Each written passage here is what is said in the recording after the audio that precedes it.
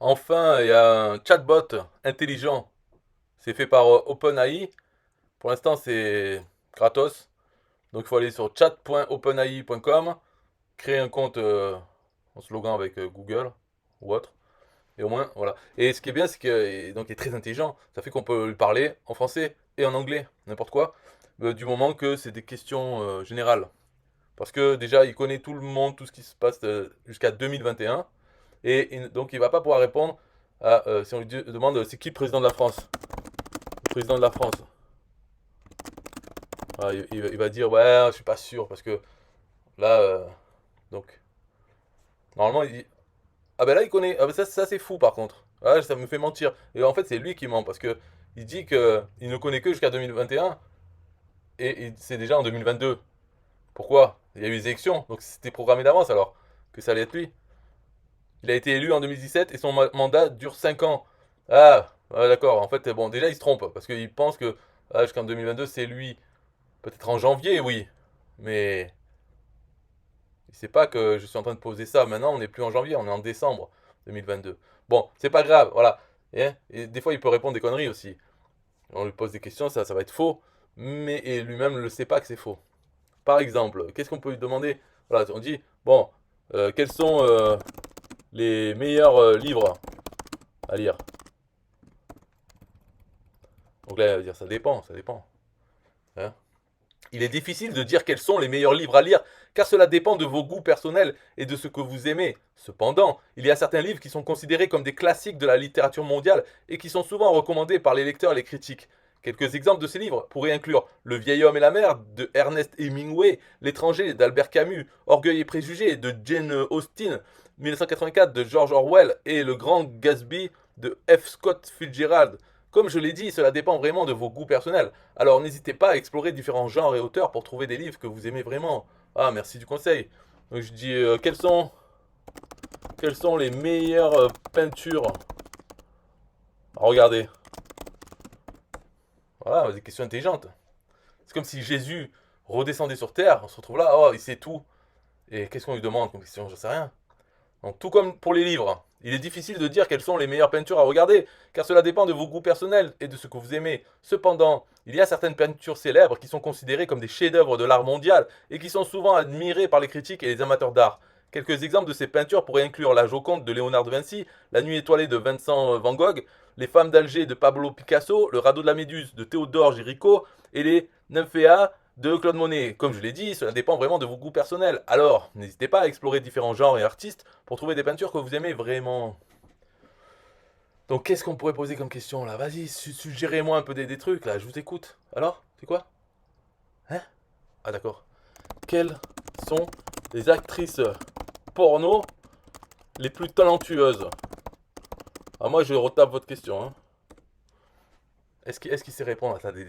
Peut-être qu'il n'a pas d'avis. Je suis désolé, mais je suis un programme informatique et je ne suis pas capable de fournir des informations sur les actrices pornographiques. Mon but est de fournir des réponses informatives et utiles sur une grande variété de sujets, mais je ne suis pas programmé pour fournir des informations sur des sujets sensibles ou choquants. Si vous avez des questions sur d'autres sujets, n'hésitez pas à me le poser. Je ferai de mon mieux pour vous aider. Ce contenu pourrait violer notre politique de contenu. Voilà, vous m'avez fait bugger le programme là, avec vos questions la con là. Les actrices porno. Hmm, Bon, je suis pas bloqué peut-être. On va poser des questions normales. Moi, je vais les. Alors, par exemple, euh, quels sont. Non, quelle est la racine carrée de 43 596? Racine carrée. La racine de carré de l'un est 209. Et voilà. Ça signifie que si vous multipliez 209 par lui-même, vous obtiendrez 43 596. Vous pouvez utiliser une calculatrice pour trouver facilement la racine carrée, mais c'est toi ma calculatrice. De n'importe quel nombre. Et où vous pouvez utiliser la formule mathématique suivante. Machin A égale X. Ok. Où A est le nombre que vous voulez trouver la racine carrée dont vous voulez. X, bon, je comprends. En tout cas, il connaît les maths. Alors après, qu'est-ce qu'il y a d'autre d'intelligent? Demander. Quel est ah ouais, c'est quoi la question là? La, quel est ah, je bloque là. Quel est le but de la vie? Le but de la vie. Ça, c'est bien ça. Le but de la vie, et un sujet de débat et de réflexion depuis des siècles. Chacun peut avoir une idée différente. Mais c'est quoi ces réponses-là? Il faut me donner le vrai but. Selon ses croyances, ses valeurs, ses expériences de vie. Pour certains, le but de la vie pourrait être de trouver le bonheur et la satisfaction personnelle, tandis que pour d'autres, il pourrait être de servir les autres ou d'atteindre la perfection spirituelle. D'autres encore pourraient considérer que le but de la vie est de laisser une trace positive dans le monde ou de réaliser des réalisations concrètes. En fin de compte, le but de la vie est une question personnelle à laquelle chacun doit répondre pour lui-même. Bon, parce que ça se trouve, il n'y a pas de but aussi. Pourquoi il ne dit pas ça? Il n'y a pas de but de la vie. Qu'est-ce qu'il raconte? Donc, une autre question intelligente. L'origine de l'univers. Voilà, question. C'est quoi ça? Bon, on va un peu loin quand même pour une vidéo YouTube, c'est vrai que c'est. L'origine de l'univers est un sujet complexe qui a fasciné les scientifiques et les philosophes depuis des siècles. Eh ben moi aussi, donc je suis. Selon les théories actuelles en cosmologie, l'univers a commencé il y a environ 13,8 milliards d'années, lors d'un événement connu sous le nom de Big Bang. Cet événement a provoqué l'expansion rapide de l'univers qui s'est continuée jusqu'à ce jour. Depuis le Big Bang, l'univers a continué à se développer et à se structurer, formant des galaxies, des étoiles et des planètes. La recherche continue sur l'origine de l'univers et de nouvelles découvertes pourraient apporter de nouvelles informations sur ses origines et son évolution. Oui, alors là on rentre dans un sujet très intéressant. Donc je vais demander d'autres choses intéressantes. Hmm. Par exemple, quelle est la différence entre un logiciel, par exemple, et un PC? Ça, c'est une question quand même, qui est dure à répondre. Donc, un logiciel est un programme informatique qui permet à un ordinateur de faire une tâche spécifique. Les logiciels peuvent être utilisés pour effectuer des calculs, traiter des données, gérer des bases de données, créer des documents, jouer à des jeux et bien d'autres choses encore. Un ordinateur ou PC est un appareil électronique qui permet d'exécuter des logiciels. Un PC est composé de différents composants tels que le processeur, la mémoire, le disque dur et l'écran qui travaillent ensemble pour exécuter des programmes spécifiques. Non, des programmes informatiques. En résumé, un logiciel est un programme informatique qui s'exécute sur un PC. Voilà une réponse intelligente, faut le dire. Parce que la question est bête, tellement évident, mais la réponse, elle ne dit pas que la question est bête. Elle répond vraiment et elle permet de comprendre même pourquoi la question est bête. C'est quand même fort. Hein. Donc, qu'est-ce qu'il y a d'autre par exemple, on pourrait demander sur les animaux. Hmm. Est-ce que, est-ce que un lion et un tigre peuvent faire des bébés? J'espère que c'est pas offensant ça. Ah, normalement, c'est non. Parce que. On va voir si c'est intelligent. Un lion et un tigre ne peuvent pas avoir de descendants ensemble en raison de différences importantes dans leur génétique. Les lions et les tigres appartiennent à des genres différents dans la famille des félidés, ce qui signifie qu'ils ont des différences significatives dans leur ADN. Bien que les lions et les tigres soient tous deux des félins, ils ne peuvent pas se reproduire ensemble et avoir des bébés viables. Cependant, il existe une créature hybride connue sous le nom de léo-tigre, qui est le résultat d'un accouplement entre un lion et un tigre. Mais ces créatures sont rares et ne se reproduisent généralement pas elles-mêmes. Oui, mais moi j'ai dit un lion et un tigre. Est-ce qu'ils peuvent faire des bébés? Non, parce que c'est deux mâles. Voilà la bonne réponse. Je dis, t'as tout faux. C'est deux mâles. Ils peuvent pas faire de bébé. Alors, je suis désolé si mes réponses ont pu vous sembler incorrectes. Comme je suis un programme informatique, je fournis des informations basées sur les connaissances que j'ai été programmé pour avoir. Cependant, les connaissances d'un programme informatique sont limitées et peuvent ne pas être à jour ou complètes. Si vous avez des informations plus récentes ou plus complètes sur un sujet, je vous encourage à partager vos connaissances pour enrichir votre compréhension commune. Ok. Ben, je l'ai dit, ces deux mâles ne peuvent pas avoir un bébé ensemble. À moins qu'ils l'adoptent. Ou alors à moins qu'un des mâles, c'est pas vraiment un mâle. Es-tu woke? Parce que peut-être c'est ça son problème. Je suis un programme informatique. Je n'ai pas de conscience ni de capacité à être woke ou éveillé. Mon objectif est de fournir des réponses informatives et utiles à vos questions sur une grande variété de sujets, en utilisant les connaissances que j'ai été programmé pour avoir. Je ne suis pas capable de ressentir des émotions ou de prendre part à des discussions sur des sujets sociaux ou politiques complexes. Si vous avez des questions sur des sujets qui ne sont pas liés à mes compétences, en tant que programme informatique, je vous encourage à poser des questions à un être humain qui sera peut-être en mesure de vous fournir des réponses plus approfondies. Ok, donc il n'est pas woke, mais peut-être que ses créateurs sont woke. C'est pour ça. Il me dit qu'un tigre et un lion, ils peuvent avoir des bébés. Il m'a dit non, mais c'est parce que leur ADN, tout ça, et que finalement, il y en a quand même, mais c'est rare. Donc en fait, ils peuvent. Donc qu'est-ce qu'ils racontent? Bon. Après,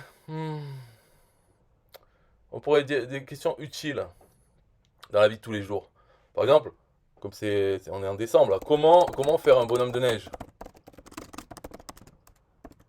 Voilà, on sait pas. Donc comment faire? Est-ce qu'il sait lui?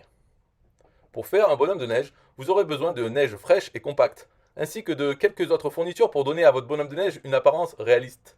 Voici les étapes à suivre pour faire un bonhomme de neige. Premièrement, trouvez un endroit enneigé où vous pouvez travailler. La neige fraîche et compacte est la meilleure pour faire un bonhomme de neige. Alors, assurez-vous de choisir un endroit où la neige est bien tassée.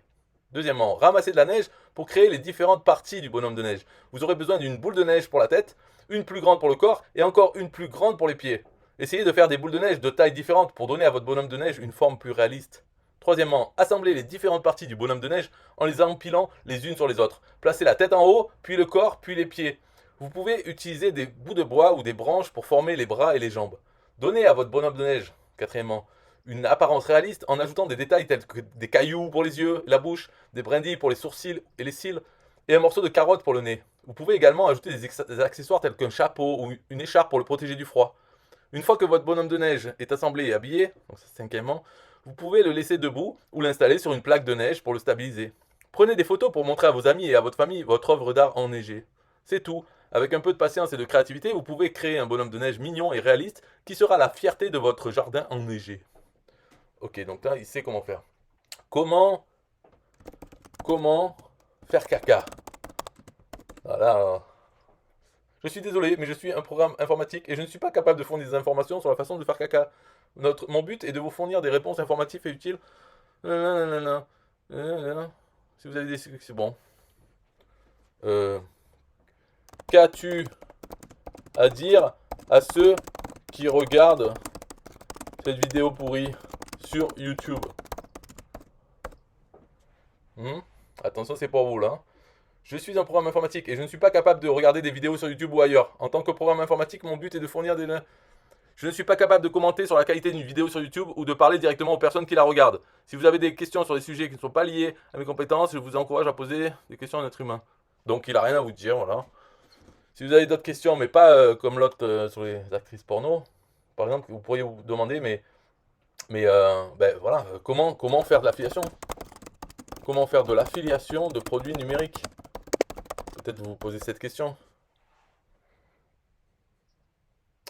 L'affiliation de produits numériques est un moyen pour les propriétaires de sites web et les blogueurs de gagner de l'argent en promouvant des produits numériques sur leur site et en gagnant une commission chaque fois qu'un client achète le produit en suivant un lien sur leur site. Voici les étapes à suivre pour faire de l'affiliation de produits numériques. Premièrement, trouvez des produits numériques que vous souhaitez promouvoir. Il existe de nombreux produits numériques disponibles sur le marché tels que des e-books, des logiciels, des vidéos de formation et des programmes d'abonnement en ligne. Choisissez des produits qui sont pertinents pour votre site web ou votre blog et qui vous intéressent personnellement. Deuxièmement, inscrivez-vous à un programme d'affiliation pour les produits numériques que vous avez choisis. La plupart des propriétaires de produits numériques offrent des programmes d'affiliation qui vous permettent de promouvoir leurs produits sur votre site et de gagner une commission sur les ventes. Vous pouvez vous inscrire à un programme d'affiliation directement auprès du propriétaire du produit ou vous pouvez utiliser un réseau d'affiliation qui vous donne accès à plusieurs programmes d'affiliation en une seule fois. Troisièmement, créez du contenu sur votre site ou votre blog pour promouvoir les produits numériques que vous avez choisis. Vous pouvez écrire des articles de blog, des critiques ou des tutoriels sur les produits. Ou vous pouvez utiliser des vidéos, des podcasts ou d'autres formats pour présenter les produits à vos lecteurs. Assurez-vous d'inclure des liens vers les produits que vous promouvez afin que les lecteurs puissent acheter les produits en suivant ces liens.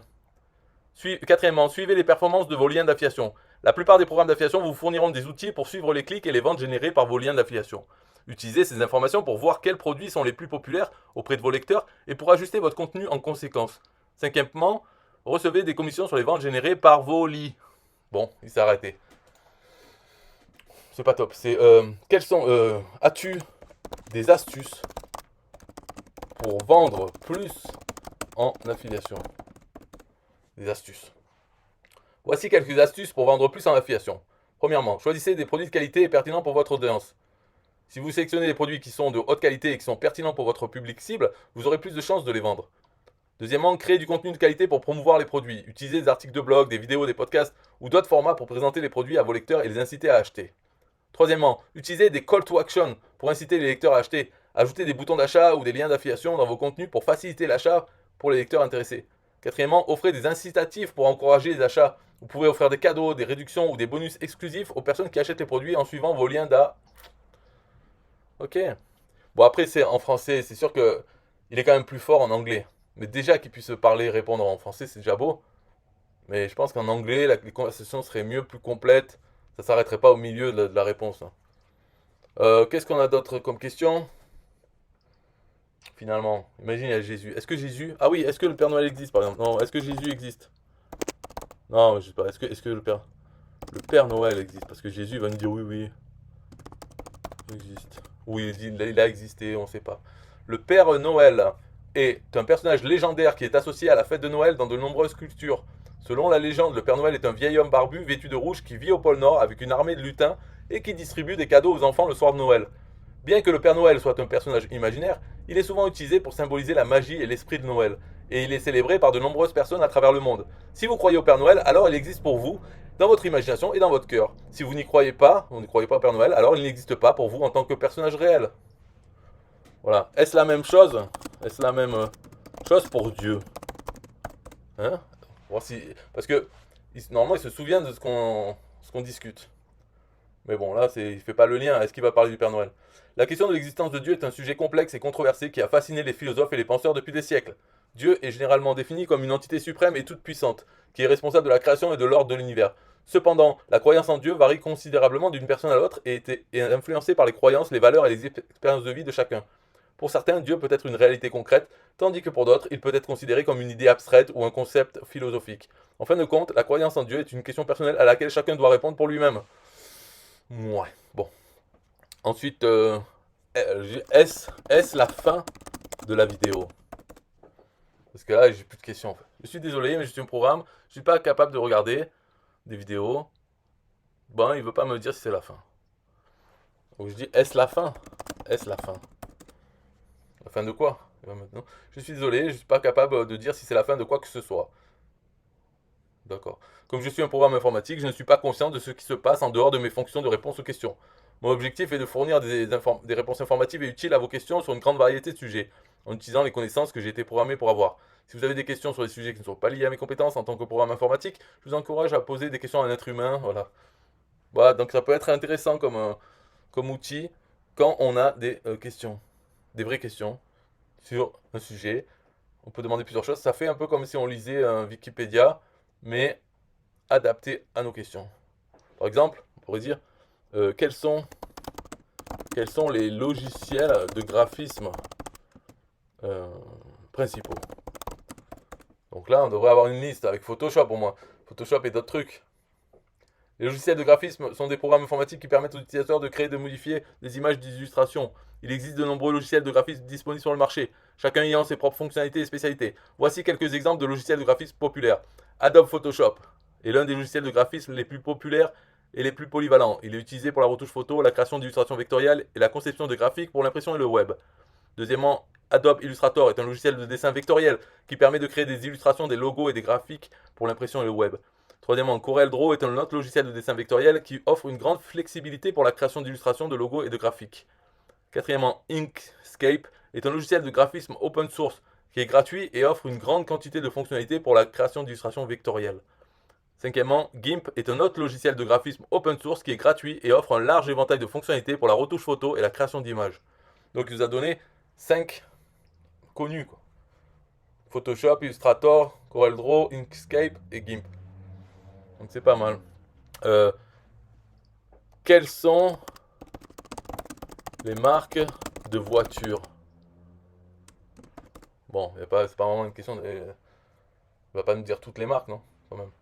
Il existe de nombreuses marques de voitures dans le monde. Certaines des marques les plus populaires incluent Toyota, Ford, Honda, Chevrolet, Nissan, Volkswagen, BMW, Mercedes-Benz, Audi, Subaru.